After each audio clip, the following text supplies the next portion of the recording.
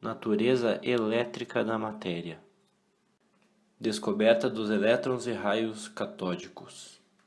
1800. William Nicholson e Anthony Carlist fizeram a decomposição do H2O em H2 e o O2 através da eletrólise. Concluíram assim que a matéria pode interagir com a corrente elétrica. É possível determinar a proporção volumétrica entre seus componentes elementares. 1833. Faraday começou a estudar as descargas elétricas em gases submetidos a baixas pressões. Conseguiu ter maior desenvolvimento depois que o alemão Heinrich Geissler conseguiu construir tubos de vidro selados, que continham elétrodos de metal. Determinou que existem relações quantitativas entre a corrente elétrica e certa reação química ocorrida durante a eletrólise. Em 1858, Julius Plücker realizou uma série de experiências com tubo. Descoberta dos elétrons e raios catódicos. Constatou que numa passagem de corrente elétrica, num gás rarefeito, sai algum tipo de radiação do elétrodo negativo. Esta radiação se propaga em linha reta, e objetos densos feitos de metal ou vidro produzem sombra com estes raios. Eugene Goldenstein mostrou em estudos posteriores que essas sombras eram provocadas por raios que partiam do cátodo e atravessavam o tubo em linha reta, em direção perpendicular à superfície do cátodo. Por isso, Goldenstein chamou esses raios de raios catódicos. 1878. William Crookes concluiu que os raios catódicos são formados por feixes de partículas chamadas de elétrons com cargas negativas emitidas do cátodo com velocidade muito alta, capazes de interagirem com a matéria. O fato foi comprovado posteriormente por Thomson. 1897. Joseph Thomson aplicou simultaneamente um campo elétrico e um magnético a um tubo de raios catódicos e determinou a relação entre a carga e a massa do elétron. Os raios catódicos produzem ionização nos gases que atravessam, causam fluorescência nas paredes de vidro dos tubos de Crookes e em algumas substâncias. Têm baixo poder de penetração, aquecem as superfícies sobre as quais incidem e são independentes da natureza do gás existente no tubo.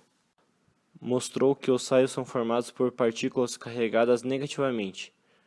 Depois do trabalho de Thomson, a palavra elétron começou a ser usada como nome das partículas dos raios catódicos. Resumindo, basicamente concluiu-se que caracterização dos elétrons, fundamental para entender o comportamento elétrico da matéria. Experimento com tubo de raios catódicos Crookes.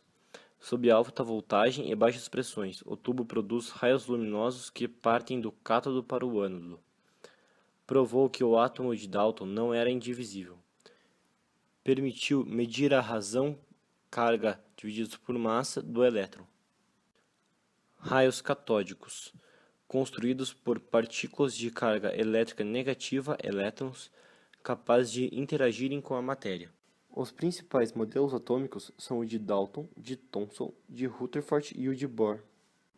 Dalton defendia que a matéria seria constituída por partículas pequenas e indivisíveis, que preservariam suas características nas transformações químicas. Átomos idênticos eram caracterizados pelas respectivas massas e constituíram um mesmo elemento químico. Compostos químicos seriam formados pela união de diferentes elementos, em proporções numéricas simples e definidas. Por exemplo, no modelo da bola de bilhar. Thomson foi o primeiro cientista a propor um modelo atômico constituído de partículas positivas e negativas. Propôs que cada átomo seria formado por uma esfera de carga positiva homogênea, onde ficaria quase toda a massa do átomo, com os elétrons distribuídos simetricamente em torno dela, no modelo de pudim de passas. Rutherford pretendia analisar o poder de penetração das partículas alfa sobre alguns materiais. Assim, fez incidir em uma experiência feixes de partículas alfa sobre uma lâmina de platina ou outros materiais, e analisar o poder de retenção ou de penetração das partículas por essas placas. Foi observado assim que quase todas as partículas atravessavam a lâmina, com muito poucas sendo desviadas de sua trajetória inicial. Desse modo, concluiu que O átomo era composto por um núcleo pequeno de carga positiva, de alta densidade e com os elétrons ocupando o espaço em torno do núcleo. Assim, contrariava a física clássica, no que dizia respeito às partículas carregadas e em movimento circular. Para Bohr, os elétrons ocupavam uma posição definida no átomo, chamada de níveis de energia. Quando os elétrons estão localizados nos níveis de menor energia, o átomo estará em seu estado fundamental.